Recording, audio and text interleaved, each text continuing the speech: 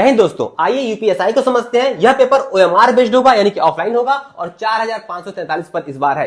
योग्यता क्या है? आपकी स्नातक होनी चाहिए, ग्रेजुएशन होना चाहिए, अपीयरिंग वगैरह नहीं चलेगा। जो आयु सीमा है वो 21 से 28 वर्ष तक पहले होता था, लेकिन इस बार 3 साल की छूट दे दी है। आरक्षित वर्ग को भी 3 साल की छूट दी है, यानी आरक्षित वर्ग को कुल मिला के 8 वर्ष की छूट मिल जाएगी। जो शारीरिक मापदंड है वो मेल के लिए 168 सेंटीमीटर है, यानी कि जनरल, ओबीसी, एससी के लिए और एसटी के लिए अलग से 160 सेंटीमीटर है।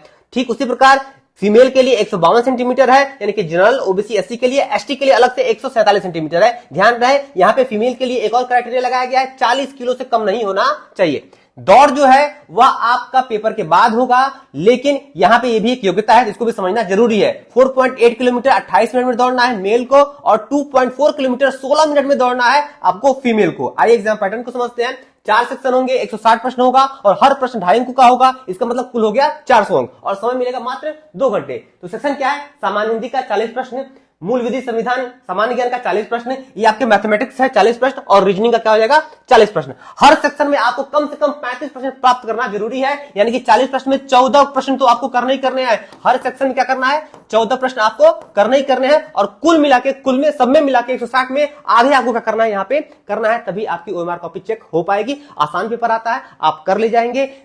बढ़िया अवसर है। जय हिंद, जय भारत, लगे रहिए।